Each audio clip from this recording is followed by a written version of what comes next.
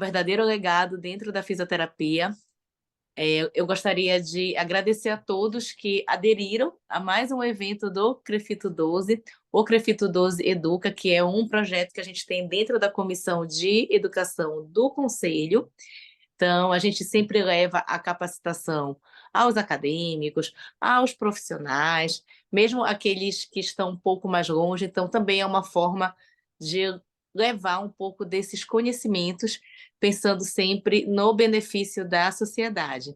E é claro que a gente sempre faz a variação de convidados, sendo todos muito especiais e todos que são referência na área. E na área da geronto, a gente não poderia pensar em outra pessoa a não ser essa referência que é o doutor João Sérgio, que de fato ele é doutor de fato e de direito. Como eu falei anteriormente, o professor João já me acompanha desde a minha academia, né? Então ele me ajudou muito enquanto eu era acadêmica e continua me dando suporte sempre que eu precisar. Eu sei que ele está de portas abertas para poder somar comigo. E nessa noite ele vai somar com todos os profissionais que pertencem à circunscrição do CREFITO 12. Professor, seja bem-vindo. Obrigada pelo seu sim, obrigada por estar compartilhando seus vastos conhecimentos. Sabemos o quanto que o seu tempo é apertado, mas o senhor não me disse não para esse momento da sua participação no seu conselho. Então, seja bem-vindo. Muito obrigada a todos e eu vou aprender, como sempre, aqui mais um pouquinho com esse mestre da educação, que é o doutor João Sérgio. Muito obrigada, doutor. Seja bem-vindo. Obrigado pelas palavras. Todos estão me ouvindo bem? O áudio está bom? Sim, Então vamos lá. Em ok. primeiro lugar, eu queria agradecer o convite do CREFITO 12, né, para participar do CREFITO 12 Educa, né? E aí eu venho acompanhando as programações, meus alunos sempre conversando comigo sobre as programações. Então, em primeiro lugar, agradecer o convite e, segundo, parabenizar, né, essa iniciativa singular aí, visualizar o CREFITO aí preocupado com a formação da atuação profissional do fisioterapeuta, os futuros fisioterapeutas, diversos alunos aí me falam positivamente do CREFITO 12 Educa, então agradecer e parabenizar. Bom, eu organizei aqui o nosso tema, né, de hoje do CREFITO 12 Educa, que é a atuação da fisioterapia na doença de Alzheimer. Então, como a professora Mari me falou, já estou um tempo atuando na fisioterapia dentro da saúde do idoso, da gerontologia, né? Tive a oportunidade, prazer de participar do processo de reconhecimento da gerontologia como especialidade. Quando eu fui convidado, fiquei super feliz, ainda mais quando é uma atividade que visualiza a educação continuada. Bom, eu organizei aqui essa nossa conversa, eu tentei estruturar para vocês em 45 minutos a contextualização da fisioterapia na doença de Alzheimer. Então, para a gente falar da fisioterapia na doença de Alzheimer, eu não vou me aprofundar em aspectos clínicos, vou tentar direcionar a nossa atuação, né, avaliação, intervenção. Então, vou tentar mediar, já que nós temos profissionais e alunos, eu tenho que arranjar um meio termo aí para que possamos nos fazer entender.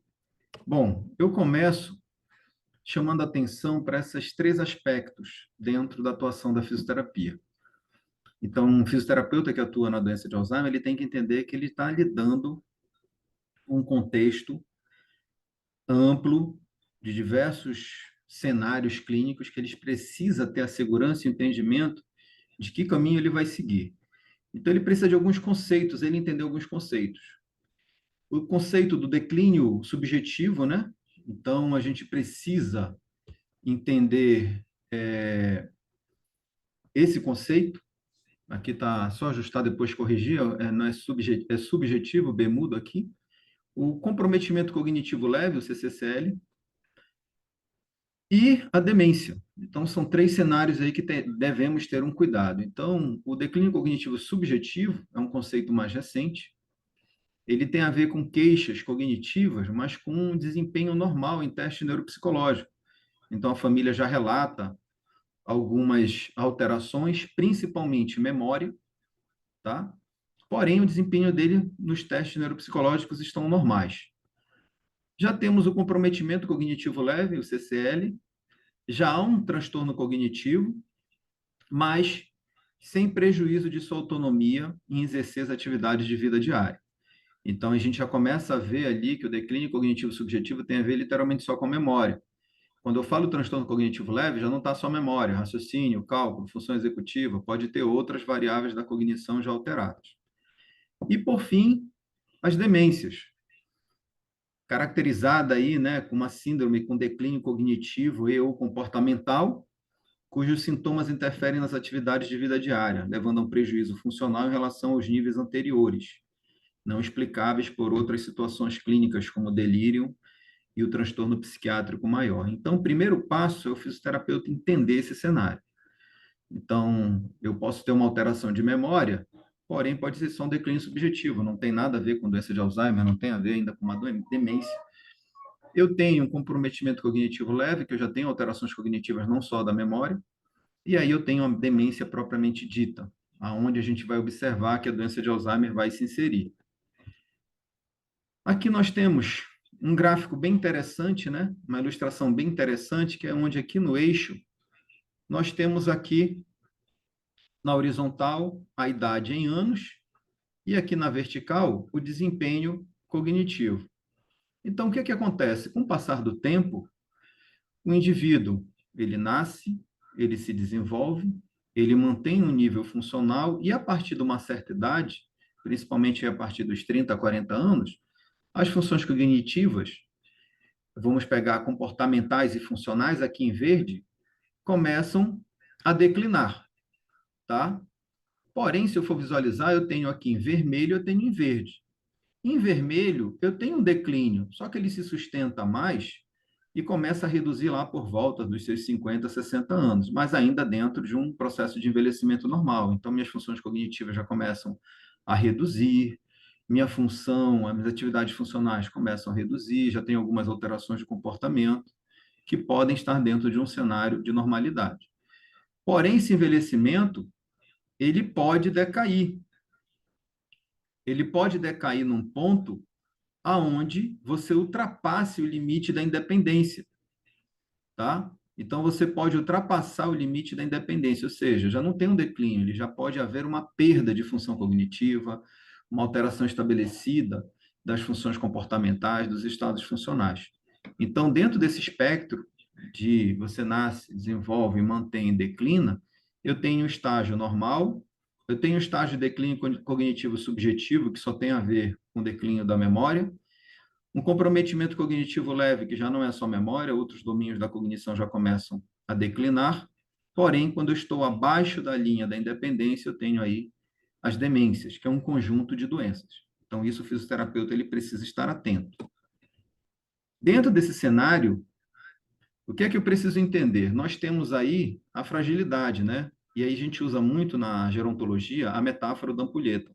A ampulheta é o símbolo do envelhecimento, aonde você é uma associação onde no passar do tempo você tem uma redução dessa reserva aqui no caso da ampulheta uma reserva de areia, e aonde aqui em cima eu vou perdendo conteúdo e esse conteúdo é repassado aqui para baixo.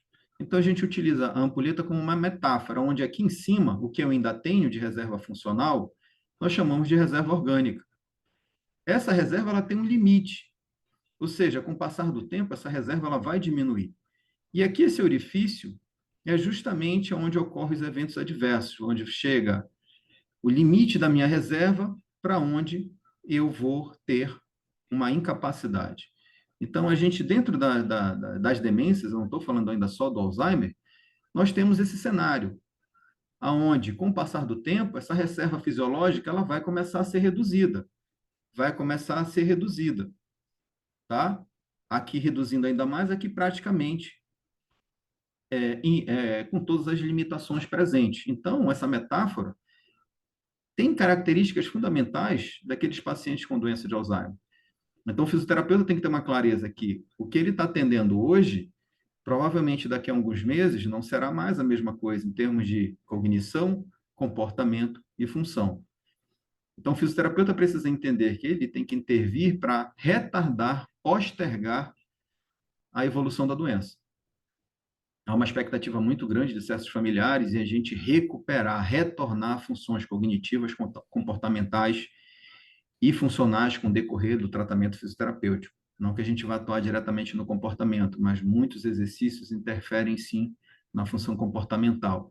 Mas o fisioterapeuta tem que entender que, com o passar dos anos, esse paciente vai ter perda da reserva orgânica, independente da conduta terapêutica que ele faça, independente da conduta farmacológica que ele faça. É uma doença neurodegenerativa que tende a progredir. Então, a gente tenta retardar ao máximo essa progressão.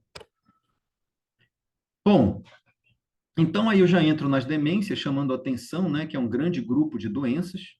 Então, essas demências, elas podem ser divididas em doenças neurodegenerativas, chamadas de demências primárias, ou aquelas não neurodegenerativas, ou também denominadas de secundárias, tá? Aquelas neurodegenerativas, elas têm uma patologia que envolve aí o acúmulo alterado de proteínas, né? Que são anormalmente processadas ou mal estruturadas no sistema nervoso. Então, nós temos aí diversas proteínas. Meu objetivo não é falar dessas proteínas, né? Então, falar de algumas repercussões, proteína tal, dentre outras, e aí beta-amiloide, a gente não vai entrar nessa celeuma agora. Mas há uma alteração dessas proteínas, né? Há um acúmulo delas mal processadas que leva a uma alteração da função celular no sistema nervoso central. E nós temos aí dentro dessas demências, principalmente aí as neurodegenerativas, principalmente não dentro das neurodegenerativas, nós temos a doença de Alzheimer, tá? Nós temos aí também uma ocorrência frequente, as demências por corpos de Levy e a frontotemporal. Acho que são as três causas mais comuns de demência, mas aí a gente vai, nosso foco é a doença de Alzheimer, ou DA. Então, ela está entre uma das principais demências que ocorrem com a comunidade. Aqui, um fluxograma só para vocês terem uma ideia do cenário que é o diagnóstico dessas doenças. O diagnóstico, gente, ele é clínico, puramente clínico. Ah, mas pediram bioquímica, existem alguns marcadores, né? Que fazem parte com a composição junto com a avaliação clínica. Ah, vou fazer uma tomografia, uma ressonância de crânio, mais excludente do que includente.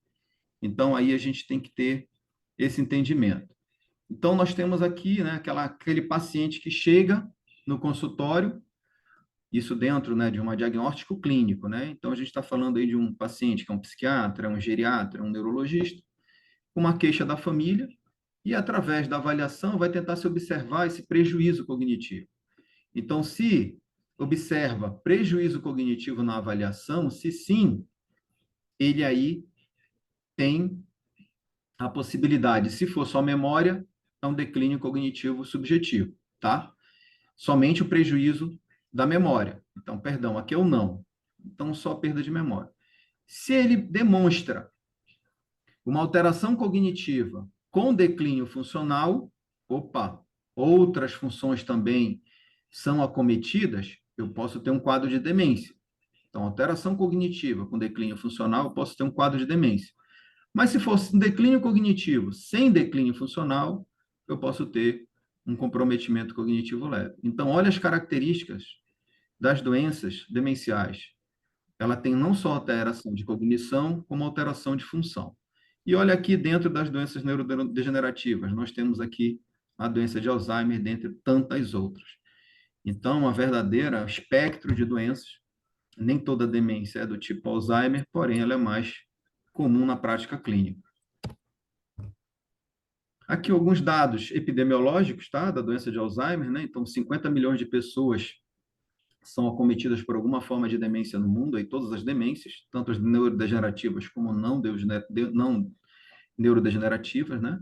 São 10 milhões de diagnósticos novos por ano, cerca de 60% devido à doença de Alzheimer. Então, pegue aí nesse cenário, 10 milhões de casos novos diagnosticados por ano, 60%. Então, 6 milhões de casos novos, está falando a nível mundial.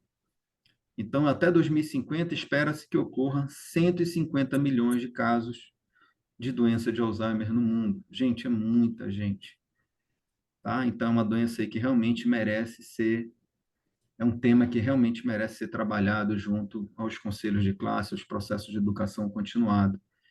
Bom, os fatores de risco para a doença de Alzheimer pode ser dividido em ambientais e genéticos, tá? Então, a gente tem que quebrar esse paradigma de achar que, quem tem doença de Alzheimer, quem não tem estimulação cognitiva, tem que fazer palavra cruzada, tem que fazer teste de memória, oficina de memória. Tem, mas depende daí da tua predisposição. Então, não somente isso vai interferir. Nós temos pessoas que têm mestrado, doutorado, que são pessoas que são escritores, que desenvolvem a doença de Alzheimer. Então, tem fatores ambientais e genéticos que impactam aí no surgimento da doença. Bom, já entrando na nosso contexto da fisioterapia, o profissional que vai atuar na doença de Alzheimer, ele já tem que ter um olhar para três eixos importantes: comportamento, função e cognição. Podem me dizer, poxa, João, mas eu sou fisioterapeuta, eu domino bastante a funcionalidade, tenho certo entendimento sobre cognição. Opa, mas espera aí, comportamento não é muito a minha área, tem a ver aí com a psicologia. Bom, mas dentro da saúde do idoso, você tem que ter a capacidade de fazer um rastreio, uma varredura, identificar a alteração desse comportamento para poder fazer um encaminhamento. Muitas das vezes a gente não tem uma equipe completa, assim como às vezes a psicóloga ela faz um rastreio de funcionalidade, usando algumas escalas pré-determinadas e encaminha para o setor de fisioterapia, terapia ocupacional e assim por diante. Então, esses três domínios são muito importantes. Bom, dentro do que eu devo observar de sintomas comportamentais e neuropsiquiátricos, aqui algumas relações. Eu não vou em cada pergunta dessa, mas só distingo esses domínios. Então, eu tenho que estar atento como fisioterapeuta, observar o humor do paciente, ansiedade, apatia, desinibição, agitação, a presença de delírios, de alucinações, a questão do apetite e do sono. Então, esses pontos, eles são fundamentais para a visualização. Alterou, visualizou algum comprometimento? Opa, peraí, psicóloga, psiquiatra, eu identifiquei isso durante a minha sessão, tá? Então, é importante a observação desses domínios. Em termos de sintomas cognitivos, o que é que eu devo visualizar quanto fisioterapeuta? Como está a atenção desse paciente, a memória, a questão da linguagem, a questão da orientação espacial, as praxias, as funções executivas, que são domínios cognitivos. Então, eu vejo, assim, uma dificuldade muito grande de certos profissionais de abordar esse tipo de paciente. Atenção, às vezes o paciente está disperso e você chama pelo nome, você estala, você conversa, você aumenta seu tom de voz e o paciente às vezes não para de olhar ali para a parede e não está olhando para você. Você para na frente do paciente, está olhando para ele, fala com ele, parece que ele está olhando através de você, tá? Então, são estágios. A gente tem que entender, vamos falar daqui a pouco, que a doença tem estágios. A minha abordagem hoje da fisioterapia na doença de Alzheimer, eu vou fazer abordagens generalistas, mas vocês vão visualizar que é um espectro de estágios. A conduta fisioterapêutica, então, depende do estágio do teu paciente. Estágio o estágio 1, estágio 2, poxa, fantástico. Estágios iniciais, fantástico. Agora, pegar um paciente com demência grave, restrito ao leito, com imobilidade, com úlcera, estase venosa, edema de extremidade, com sonda, incontinência urinária, fecal, que não se comunica, então, assim, são desafiadores, tá? Então, vocês vão ver essa situação. E aí, na nossa funcionalidade, né? Então, o terceiro alicerce aí, focamos aí na atividade de vida diária, atividade cotidiana, seja para atividade básica, seja para atividade instrumental. Então, é importante o fisioterapeuta visualizar aquela capacidade dele de tomar banho, de se vestir, de fazer a toalete dele, né? Controlar a urina, controlar a fezes, transferência no leito. Então, manuseio de talher, se alimentar. Então, são as básicas. Existem aquelas instrumentais, né, que demandam de habilidades mais específicas, complexas, tá? Você vai manusear dinheiro, vai pegar um ônibus, vai pegar um telefone, você vai ligar. Então, gente, no entendimento clínico, quando você já perde a atividade instrumental, você sabe que aí nesse cenário você ainda tem a básica, mas quando o paciente já perde a básica, provavelmente já foi a instrumental. Então, aí a gravidade funcional é maior. Então, vamos ficar atento aí ao cotidiano. Bom, como avaliar? Tá? Alguns protocolos aqui eu coloquei, que nós temos aí de algumas diretrizes mais recentes, sobre alguns instrumentos de avaliação, né? Então, avaliação cognitiva. Cognitivo e funcional, né? Eu peguei as mais importantes, depois eu vou falar ali da comportamento. Então, os testes breves, que são os testes de rastreio para cognição, nós temos aí, né, o mini exame do estado mental, o MoCA, que é a avaliação cognitiva Montreal. Existem os instrumentos de rastreio de habilidades cognitivas, né, breves, o KSS. Existe o BBRC, que é o rastreio cognitivo, né? É uma bateria breve. Então, são testes breves, né? A gente usa muito em ambulatório geral, a gente utiliza muito na atenção primária, é algo que é fácil de utilizar. Existem aquelas multifuncionais que já são aí mais robustas, tá? São mais robustas. Então, a que a gente mais usa em serviços especializados, aí eu chamo atenção aí para a DASCOG, tá? Que é uma avaliação, é uma subescala de avaliação para a doença de Alzheimer, tá? Nós temos o SERAD, então utilizamos também com muita frequência MDRS. Então existe a MAT. Então, a gente tem já baterias mais complexas. Então, eu faço atendimento domiciliar, João, eu faço. Então, aí uma bateria mais breve para você fazer o segmento. Então, tente sempre manter a mesma escala para que você faça o segmento. Então, avalie hoje com uma bateria de escalas, tenta manter, porque é importante o segmento. Não faz aquela assim, mas em 20 sessões eu tenho que fazer, eu atendo um paciente 2 vezes por semana, eu tenho que fazer a escala toda semana? Não. É um segmento, as alterações neurodegenerativas não são tão rápidas, a não ser que tenha uma intercorrência, algum evento.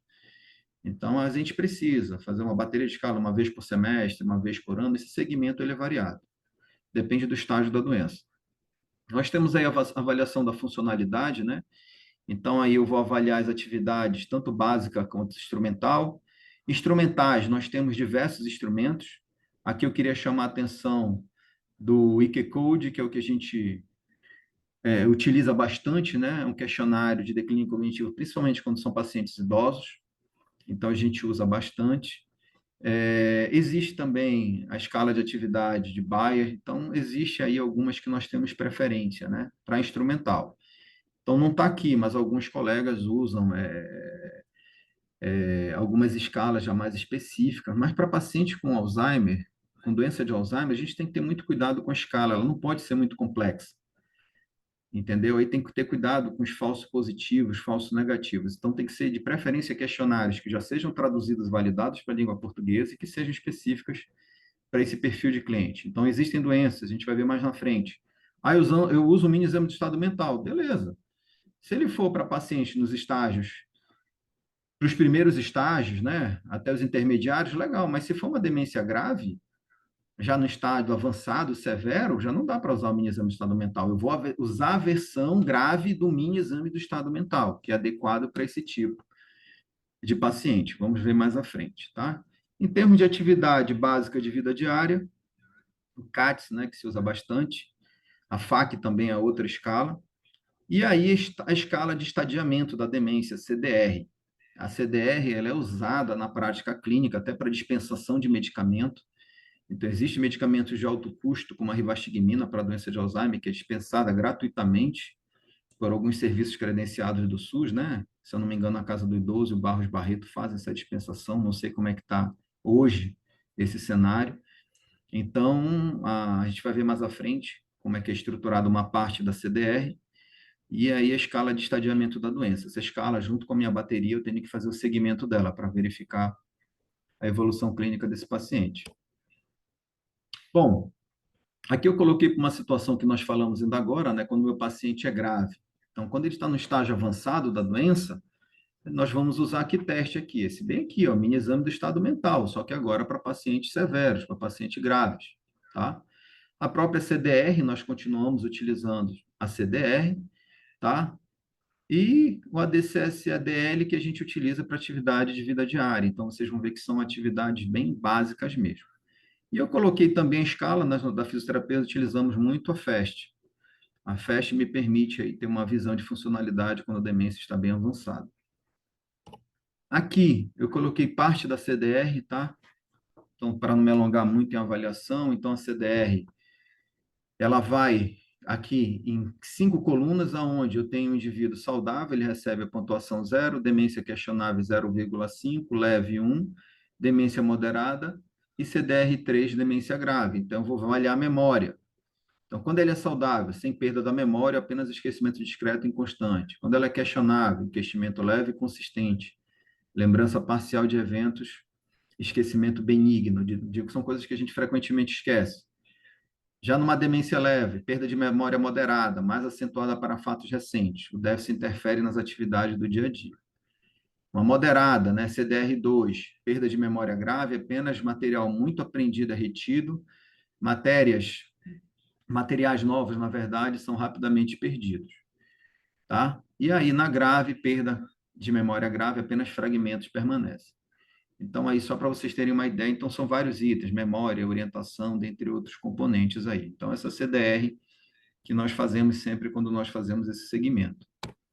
Aqui a FAST, tá? Então, ela tem 7 itens, sendo que nós temos aí, no item 6 e 7, subcategorias. Então, dificuldade, né? E o FAST, uma pontuação, né? Então, sem dificuldades objetivas ou subjetivas. O 2, queixa subjetiva, onde se encontram os objetos, dificuldades subjetivas no trabalho.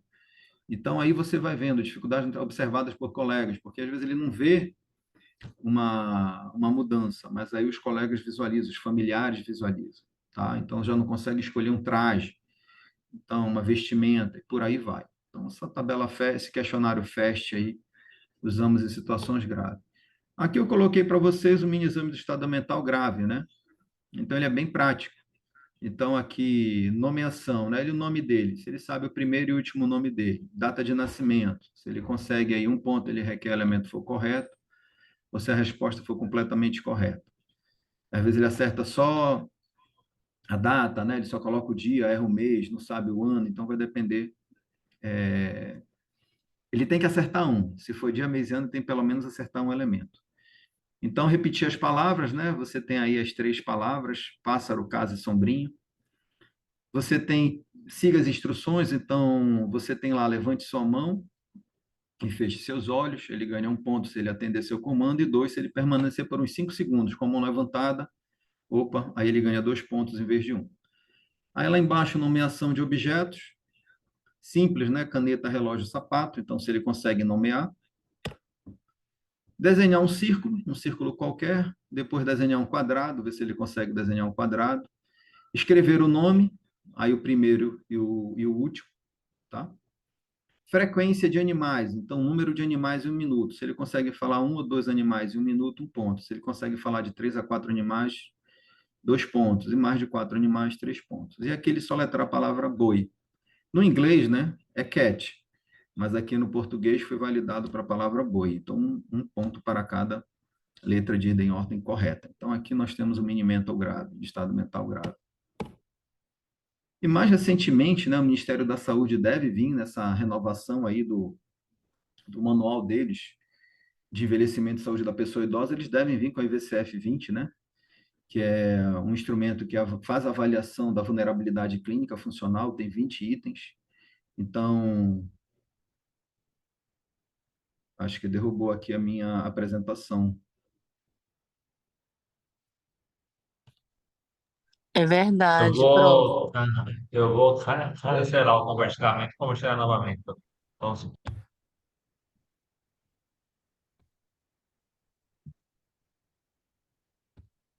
Eu acho que teve alguém que professor, falta. alguém compartilhou. Eu vou fazer o seguinte: eu vou te colocar como anfitrião, vou colocar só tu como anfitrião compartilhado, pode ser? Ok.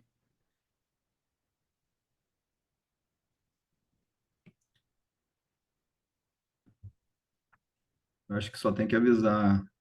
Essa aí tirou. Aí, Deixa eu... só um segundo que eu vou te colocar como anfitrião agora, só um pouquinho. Ah, tô aguardando.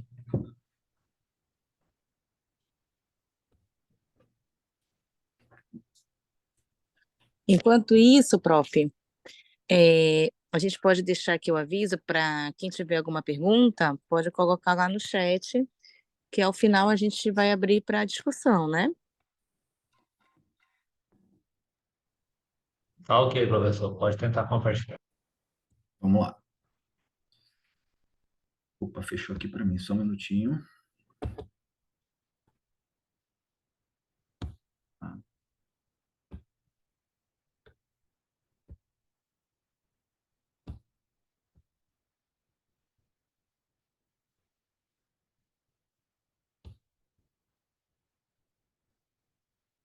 Deixa eu fechar aqui, abrir de novo. Só um minuto. Pronto, achei. Estão visualizando aí?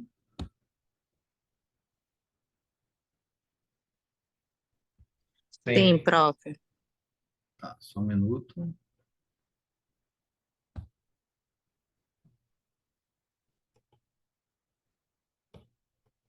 Pronto. Só seguir aqui.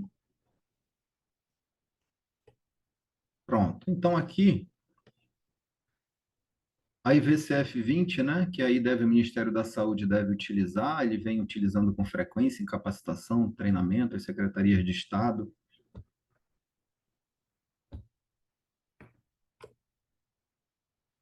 Meu áudio tá bom? Tá com áudio para vocês? Mari? Tudo normal, prof. Ah, Tudo vamos normal, sim. seguir. Tranquilo. Então, provavelmente o Ministério da Saúde venha com essa escala, tem 20 itens, tá sendo usada bastante na atenção primária, né? Em instituições de longa permanência para idosos, então provavelmente vem aí essa nova escala. Então, ela tem 20 itens, ela consegue me dar, através dessas pontuações, de 0 a 6, 14, de 7 a 14, 15 ou mais, na verdade, 16 pontos, né, em diante, você tem aí classificar o idoso, se ele é robusto, se ele está em processo de fragilização ou se ele já está um idoso frágil. Então, aí a gente consegue aí essa questão da exposição à fragilidade. Então, mas ainda não está nada definido, não tem um guideline ainda que diga que tem que ser usado com doença de Alzheimer. Eu acho ela complexa para a doença de Alzheimer, mas os novos manuais já vêm falando de como abordar a demência na atenção primária, na secundária e na terciária, dentro do SUS. Bom, aqui mais recente, ano passado, né, dentro do Guia de Prática Clínica da Associação de Alzheimer, eles colocaram lá uma revisão da evolução diagnóstica, das avaliações, né, das conduções dos pacientes com doença de Alzheimer. Então, aqui eu só quis chamar a atenção que se manteve lá os estágios da doença de Alzheimer. Então, o fisioterapeuta ele precisa entender em que estágio se encontra o seu cliente, justamente por conta do segmento que é necessário. Então, eu tenho um estágio que vai de 0 a 6, são 7 estágios. Então, desde o estágio 0, que é sintomático, você tem o estágio 1, que ele é sintomático, já com evidências apenas de biomarcador, no 0 não tem. No estágio 2, ele já tem um declínio transitório, já tem uma alteração leve detectável, mas ainda um impacto mínimo na função do dia a dia. Então, você já vê alterações da função cognitiva, alterações de comportamento, mas as AVDs deles estão normais, né? As atividades de vida diárias estão normais. Você vê no estágio 3 um comprometimento já com impacto funcional precoce, os dados dele, se você, na hora da tua reavaliação, depois lá de um semestre, um ano, vai visualizar, é o que a gente chama de rastreio, rastreio longitudinal, ou seja, no próximo avaliação, depois de 6 meses, um ano, você já viu que os dados dele já estão alterados quando comparado com o anterior. Então, você já vê no estágio 3 alterações de testes cognitivos, você já consegue observar alterações neurocomportamentais aí, porém, você começa a observar certas alterações na atividade do dia a dia, não para atividades simples, mas, porém, você já vê impacto em atividades do dia a dia mais complexas. Então, as instrumentais aí começam a ter mais dificuldade de serem executadas. No estágio 4, o comprometimento funcional já é leve, então você já tem uma alteração cognitiva e já tem um comprometimento das instrumentais de uma forma mais ampliada. No estágio 5, o comprometimento funcional já é moderado, então você já vê básicas que necessitam aí de assistência, senão ele não executa. E aí a parte grave, né? Então é importante você já tem comprometimento cognitivo e funcional e dependência para a realização das AVDs. Então se mantém aí os estágios de Rosenberg, né? Heisenberg. Então é importante. Dentro da fisioterapia, a Associação Americana de Fisioterapia ela se posiciona para a conduta dos pacientes com doença de Alzheimer, né, de uma forma geral, se caracteriza dentro do grupo das demências. Então, eles sinalizam aqui esses 6 pontos que podem ser utilizados como recursos. Então, utilização de sinais, som e toque, a divisão ou decomposição de tarefas, o espelhamento, o treinamento muscular e a orientação manual. Então, são linhas que o fisioterapeuta ele pode atuar na condução de pacientes com doença de Alzheimer. Dentro dos sinais visuais, sonoros e táteis, o fisioterapeuta ele tem que desenvolver a habilidade de, por meio de sinais visuais, conseguir comandar partes da conduta terapêutica dele. Então, por exemplo, você pode, por meio de sinais visuais, treinar teu cliente que, por meio de comandos, ele consiga executar determinadas tarefas. Tá? Então, você pode condicionar o levantamento dos braços, a pessoa se levantar da cadeira, se levantar da cama, por meio de sinais verbais, que sejam instruções, né, curtas, simples, mas faladas, você também comandar, então, levantar, sentar, caminhar, tá? Então, são comandos importantes na conduta terapêutica. Então, sempre você está verbalizando os comandos, sempre você está dando guia, informações para ele executar as atividades. Sinais táteis. Então, às vezes você pega na mão de alguém, né? Então, eu pego lá na mão do paciente como se eu fosse querer puxar ele da... Mas eu não puxo, eu pego e faço o sentido de trazer ele da cama. Então, para dar um estímulo para ele sair da cama. Então, às vezes, para conduzir, eu posso pegar pelo braço, se tocar um toque na costa para que ele comece a andar. Então, existem sinais de tocar. Tem os sinais táteis que nós podemos usar. Ele fez uma vez, teu paciente vai fazer 4 vezes, então você 4 vezes vai ter que dar esses sinais visuais. Tá? Se você vai pedir para ele fazer uma atividade durante 2 vezes você vai sinalizar verbalmente. Toda vez que você precisar dar um comando, você vai repetir. Então, não pensa que ele vai entender que agora está na hora dele andar, que está na hora dele responder, levantar a perna. Ele vai fazer. Você tem que estar dando esses comandos. Orientação manual, né? Já é guia de movimento aí pela mão do paciente. Então, aí você também pode trabalhar essa questão do toque, já é o guia, né? Então, por onde eu vou guiar, conduzir o paciente, eu utilizo a minha mão como guia para ele. E nós temos o espelhamento. Então, esses três principais aqui. Então, o fisioterapeuta, o próprio terapeuta, o fisioterapeuta, o próprio paciente, ele pode servir de como um espelho para a execução do movimento. Tá? Então, você pode fazer esse treinamento. Posso treinar levantando meu braço esquerdo, pedindo para ele levantar o direito e vice-versa. Tá? Então, você pode, por meio de um segmento dele, que seja, tenha o melhor desempenho, espelhar com o outro e pedir que ele desenvolva a atividade. Então, são possibilidades que a APTA sugere. Divisão de tarefas, isso é extremamente importante, você decompor sua conduta terapêutica, né? Então, a APTA orienta, diz, olha, vai fazer 40 minutos de sessão, tu quer treinar a marcha, primeiro decompõe essa marcha em exercícios que sejam importantes para você, né? Então, em fragmentos, pedaços curtos, que sejam simples, e que ele tenha esse entendimento do passo a passo do que ele precisa fazer, tá? Então, a gente precisa aí ficar atento com essa fragmentação. Então, vamos dar, né, partes para que ele execute. Às vezes a tua tarefa ela é tão é tão natural para você com outros pacientes, mas com o paciente com doença de Alzheimer é muita informação. E às vezes não é que ele não consiga, ele não consegue entender o que ele precisa executar. E aí, o nosso carro-chefe aí, né, nosso treinamento muscular, então aí nossas atividades multimodais ou multicomponentes. Então a gente precisa estar atento e dominar esse treinamento muscular, né? Então aqui, ó, você vai treinar a andar com segurança, então fortaleça lá os músculos de uma pessoa para ela aprender. Então, na marcha, eu preciso de dorsiflexão, de flexão plantar, eu preciso dos flexores e extensores do joelho, as rotações internas e externas do quadril, flexores e extensores do quadril. Então, eu preciso, vou decompor para depois treinar essa marcha. Mas e aí, para eu marchar, para eu treinar marcha, meu cliente ele tem que ter resistência, ele tem que ter força, ele tem que ter potência ele tem que ter equilíbrio. Então, antes de fazer um treino de marcha, que é complexo, então fiquem atentos aos outros componentes que envolvem o ato de caminhar. Eu chamo a atenção aqui para um guideline que nós temos aí, né? O norte-americano ainda está vigente, a segunda edição dele, se eu não me engano, ainda é 2018, ainda não mudou. Então, surgiram aí, darem uma averiguada, ele fala de idoso de uma forma geral, mas ele fala também de algumas condições clínicas. Então, exercícios multicomponentes são aqueles que combinam diversos tipos de exercício, né? O aeróbio, de resistência muscular, força, potência, alongamento, equilíbrio. Então, não tem como falar de fisioterapia na doença de Alzheimer sem falar de exercícios multicomponentes, né? Ou multimodais. Então, teu protocolo ele vai ter que ter o aeróbio, ele vai ter que ter o de resistência, depois ele vai ter o momento da força, da potência, tem o equilíbrio, tem o alongamento. Então, ficar atento a esses componentes. Existem outras situações que são importantes, que vêm ganhando evidência, que é a dança de salão, o yoga, o tai chi. Então, são atividades aí que vêm ganhando cada vez mais evidência científica em relação aos seus benefícios.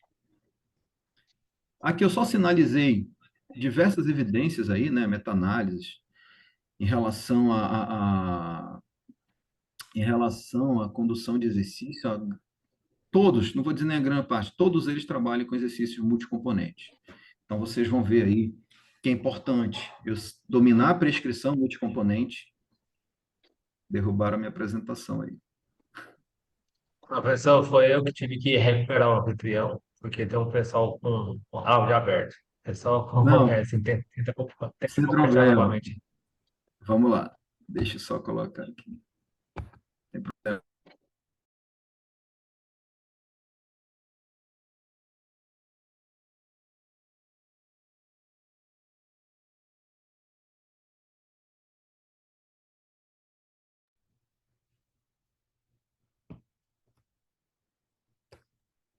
Aí tá certo novamente. Pode continuar. Que eu não estou conseguindo passar agora. Não está passando para vocês agora. Bom, então aqui diversas, estão me ouvindo, né? Aqui diversas evidências aqui, todos falam de atividade multicomponente. Aqui eu chamo a atenção da nossa habilidade quanto fisioterapeuta de saber fazer essas prescrições de forma adequada, como eu faço uma boa prescrição de uma cinesioterapia utilizando exercícios de resistência, de força, de potência, né? Então, a gente tem que ter a prescrição da atividade aeróbica, achar uma zona de treino compatível para aquele meu cliente, monitorar parâmetros hemodinâmicos e não só olhar para o relógio e ver tempo de execução de tarefa. Então, aí, essas diversos artigos, eles batem nessas ferramentas multicomponentes. Eu chamei atenção aqui para algumas, né? Essa daqui desse ano, que saiu na Frontier, em que ela fala, né, do exercício físico, do efeito positivo do exercício físico nas melhoras das atividades do dia a dia, principalmente as básicas. E ele coloca bem claro que esse benefício vai depender muito do tipo de exercício, do ciclo de exercício, da duração desse exercício. Então, o fisioterapeuta ele tem que ter ideia de volume de treinamento, né, volume de carga cinesioterapêutica que ele vai aplicar para o cliente. E esses benefícios foram obtidos depois de 12, 16 semanas. Então, gente, melhora do nível físico do paciente, de atividade cotidiana, 3 meses.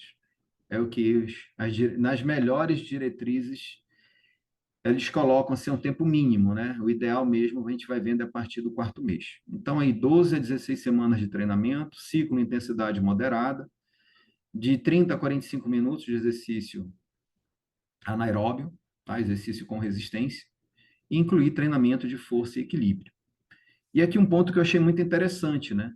Não houve efeito significativo após interrupção, ou seja, se aquele paciente ele interrompe as atividades, ele vai perder, ele vai perder o que ele ganhou.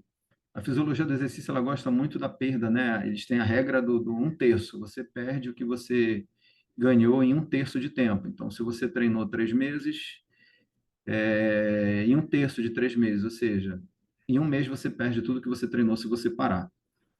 Tá? Isso eu ainda não vi essa regra, esse regramento para uma doença de Alzheimer, mas na fisiologia do exercício, se você treina 9 meses e aí você para, se você parar 3 meses, você perde tudo que você ganhou nos 9. Então a gente tem que estar atento aí. Então, basicamente, o paciente com doença de Alzheimer ele vai ter que fazer fisioterapia constantemente, tá? Nós temos aqui uma revisão sistemática, né, no modelo bayesiano de ensaios clínicos, e que achei bem interessante. Ele coloca a relação dose e resposta entre diferentes tipos de exercício e a função cognitiva, já não tem a ver com atividade de vida diária. Então, em relação à função cognitiva, ou seja, raciocínio, cálculo, memória, fluência verbal, fluência, função executiva, praxia, gnosia, dentre diversos domínios. Então, o que é que se observou? Que a função cognitiva ela melhora muito com exercício aeróbio, com prescrição cardiovascular, cardiorrespiratória. E aí, a evidência que foi colocada é que você tem que ter um nível de exigência, de intensidade, para um gasto de uma atividade de até 660 metros por semana, metros minuto por semana. Então, isso aí para você conseguir. Então, para quem nunca ouviu falar do MET, o MET ele é até me deu trabalho aqui de colocar, ele é um múltiplo da taxa basal metabólica, é um dos parâmetros de prescrição aeróbica que nós temos. Então, na prática clínica do consultório, quem é meu parâmetro? O ideal seria o VO2 máximo, o volume máximo do consumo de oxigênio. Mas não é a minha realidade, não é todo paciente que chega com ergospirometria, um teste ergométrico. Então, na prática, pode ser a frequência cardíaca, achando uma zona de treino, né? Você pode utilizar também o MET, é um equivalente metabólico. Então, colocou aqui que o MET é a quantidade de energia suficiente para manter nosso corpo funcionando em repouso, né? 3,5 ml de volume de oxigênio por quilo minuto.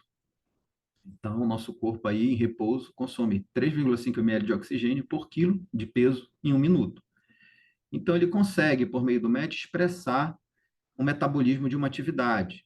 Então, por exemplo, se você faz uma atividade que ela equivale a 4 MET, você está multiplicando por 4 esse repouso. Então, você já vai gastar aí 3 vezes 4, 12, 14 ml quilo por minuto. E aí, fazendo esse cálculo aí arredondado para o que diz aquela revisão sistemática, eu teria que ter por semana aí, né, um gasto aí, um consumo de oxigênio de 2.310 durante a semana com aquele meu paciente com doença de Alzheimer. Se for um paciente nos estágios iniciais até dá, né? Mas nos estados mais graves, a gente vai ver que o cenário, a realidade, ela é bem diferente. Mas está aí uma evidência. Aqui, eu achei interessante também, né? Estratégias de intervenção, aí já são as estratégias que mais trouxeram benefícios para a função cognitiva, né? Então, existem diversas intervenções cognitivas, né? Então, aí, esse artigo visualizou melhora da cognição, sintomas neuropsiquiátricos, depressão, qualidade de vida, atividade básica em pessoas com Alzheimer. Então, dos diversos estímulos, né? Treinamento cognitivo, estimulação cognitiva, reabilitação cognitiva, então tem essas diferenças do tipo de ferramenta para você trabalhar a cognição, e existem aquelas combinadas, principalmente aquelas em dupla tarefa, né? Então, você tem intervenção com exercício e com atividade cognitiva. Pode ser ao mesmo tempo ou não. Então, o que é que se observou? Que essas melhoras, elas ocorrem principalmente nas atividades combinadas, aonde ele tem estímulo cognitivo com exercício físico, tá? Então, aí obteve as melhores respostas às funções cognitivas, principalmente na memória, fluência verbal, atenção, alguns sintomas neuropsiquiátricos, atividades básicas e qualidade de vida. Então, está aí exposto. A gente está atendendo aí as nossas atividades em dupla tarefa. Se não for em dupla tarefa, tentar associar a estimulação cognitiva aos exercícios físicos. Bom, aqui mais ou menos o que a gente faz no ambulatório do idoso, da UEPA, né? Quando a gente lida com esse tipo de paciente. Lá a gente tem um problema a mais, a gente investiga a sarcopenia. Então, o paciente, quando ele chega, ele faz o estadiamento da CDR, tá? Os pacientes que chegam lá nunca são graves, então, pacientes, a gente utiliza o mini exame de estado mental para rastrear a cognição. Aí nós utilizamos o inventário neuropsiquiátrico para avaliar comportamento. Para funcionalidade, lá eu uso CATS para básica e o QQ Code Brasil para funcionalidade, né? Para IVD, para instrumental. Para mobilidade, aqui é cotidiano, tá? Atividade de vida diária. Para mobilidade, a Sam Brasil é aquela Sam Hafton, que é uma escala que já foi traduzida, validada, muito simples, muito boa para usar com pacientes com doença de Alzheimer. E a gente avalia o cuidador, né? A gente utiliza ZARIT. Então, a gente tenta identificar se o cuidador ele é formal ou informal, se ele fez curso ou não fez curso, se ele é primário ou secundário. Então, a gente tem essa preocupação. Aqui, para sarcopenia, em termos de intervenção, nossas condutas, nosso volume de trabalho é basicamente isso.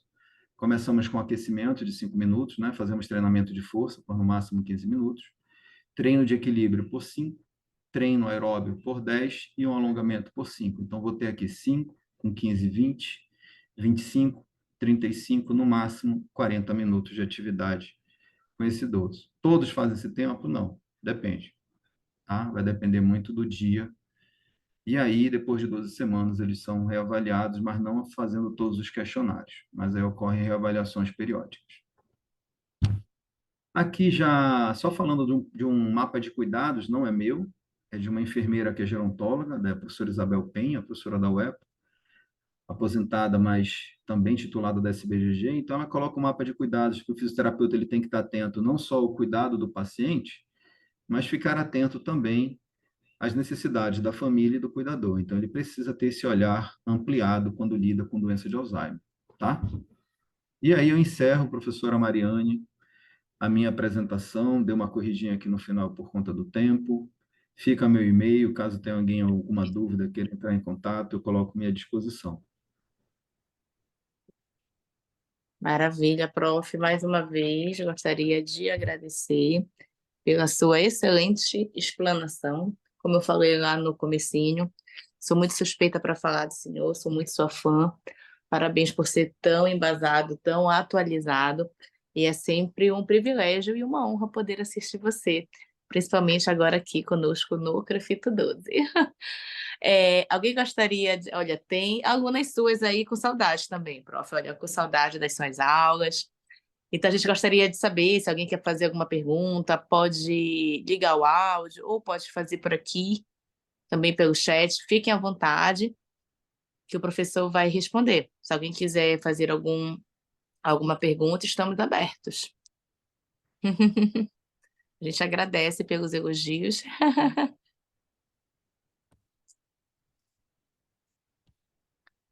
Olha, prof, a Juliana Fonseca está falando assim: o senhor poderia falar mais sobre a prescrição do treinamento multicompetente para esse público? Bom, essa prescrição, estou me ouvindo, né? Essa Sim, prescrição, ela tem que ser muito com o estágio da doença. Então, dentro da fisiologia do exercício, quando a gente vai fazer uma prescrição de exercício, o que é que acontece? Você tem que ver o nível funcional. Então, na prática, né, esqueça um paciente com demência, né, um paciente com um nível funcional melhor. Então, eu tenho que identificar se ele tem o estágio, se ele é iniciante, se ele é intermediário, se ele é avançado. Então, a carga de trabalho ela é proporcional ao nível funcional do paciente. Então, dentro da fisiologia do exercício, eu vou dar um exemplo para vocês. Eu quero trabalhar resistência com esse paciente. Ele coloca que pessoas que vão trabalhar uma resistência muscular, eles podem iniciar com 1 a 3 séries. Então, dentro da fisiologia do exercício, eu sempre falo para meus alunos: quer aprender a prescrever, lê e estuda os princípios da prescrição. Por quê? Para eu prescrever, eu tenho o princípio da progressividade.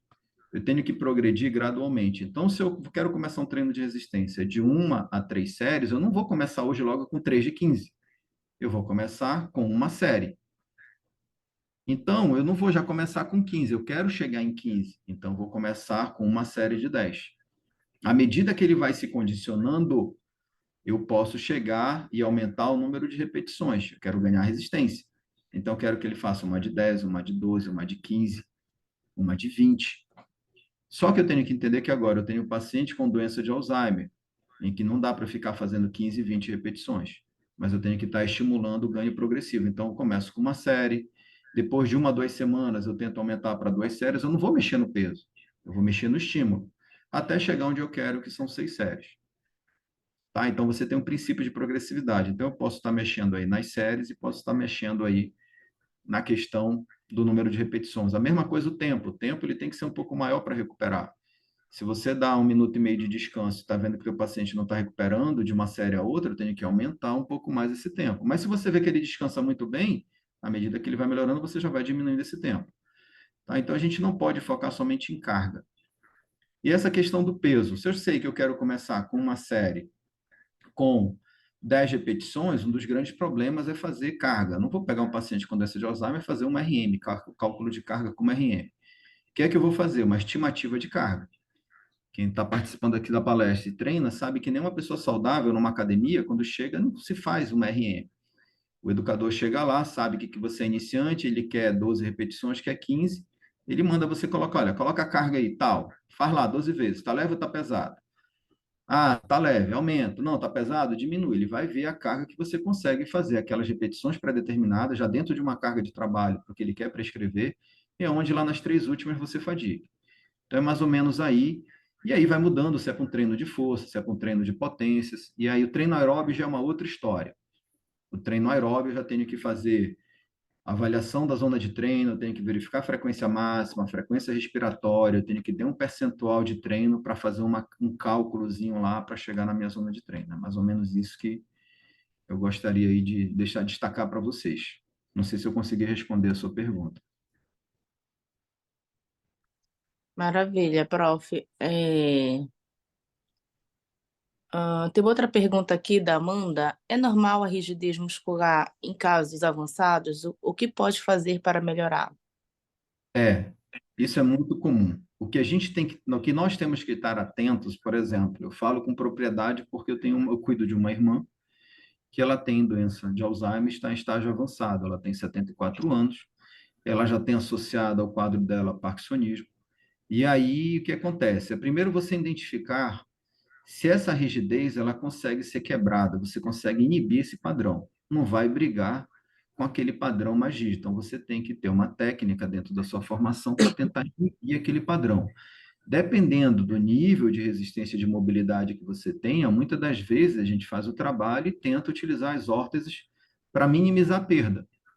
Porque às vezes qual é o grande problema? É você não vai estar presente todos os dias. Então, as famílias com pacientes que têm doença de Alzheimer, dificilmente vai ter um fisioterapeuta todos os dias. Então, ele tem duas, se for 3 vezes, é muito incomum, a maioria 2 vezes por semana. Então, assim, é uma batalha ali frequente, você tem que ter apoio dos cuidadores, orientação de como vai posicionar, como você vai deixá-la descansando na cadeira, na cama, para ela não deixar num padrão que vai aumentar essa rigidez. E é mobilização, mas primeiro faz a inibição e tenta mobilizar. Ganhou, teve ganho, e tenta, por meio de uma órtese, se for viável, você ganhar um repouso para aquela região para tentar postergar aí o teu ganho. E a última pergunta, prof, é da Márcia Almeida, que ela pergunta assim: professor, o senhor falou sobre o fisioterapeuta tratar pacientes em estado mais avançado de regeneração neural. Iniciando o tratamento, mesmo sendo um paciente já em estado grave, como ter alguma progressão cognitiva ou motora? Pronto, isso aí é o X da questão dentro da intervenção, porque aí, muitas das vezes, Márcia, né? Infelizmente, nós trabalhamos com paliação, com cuidados paliativos, tá? Então, pensa assim, tu vai chegar num paciente, às vezes no estágio grave, que ele tem uma GTT, ele tem uma sonda, nem sempre ela é naso, então ele já não se comunica, já não tem atenção, já está num padrão flexor de membro superior, às vezes ele tem um padrão cruzado de membro inferior em extensão, úlcera, edema, etc. Então, o que que acontece? Geralmente, um paciente desse precisa de uma equipe multidisciplinar. Mas, dentro de uma perspectiva, você não vai botar mais esse paciente sentado. Esse paciente ele não vai mais andar. Então, o que você tem que entender é diminuir o sofrimento dele e da família. Então, você vai pegar um paciente, tentar posicionar adequadamente no leito, fazer a higiene brônquica dele, melhorar o padrão, minimizar as zonas de pressão, tentar reduzir essas áreas de edema. Então, você lida com paliação, tá? Então, às vezes, eu escuto muito dos meus ex-alunos: poxa, professor, eu peguei um paciente e me senti super frustrado porque eu me senti sem ajudá-lo. Não, ao contrário. Já viu o conforto que você conseguiu dar para ele hoje? Se não fosse a tua intervenção, como estaria a questão da ventilação dele, a questão da pressão nos tecidos em relação à integridade da pele? Então, assim, Márcia, muitas das vezes é paliação mesmo, a gente ter essa consciência que não é tão simples de dar com esses pacientes. Certo, prof. Então a gente encerra por aqui. Mais uma vez, muito obrigada. Até breve, se Deus quiser. E boa noite a todos, né? Me coloco à disposição, professora, sempre que precisar, sempre à disposição do Crefito, dessa proposta aí do Crefito 12 Educa fantástica, e boa noite a todos. Obrigado. Obrigada, gente. Boa noite. Tchau, tchau. Mari,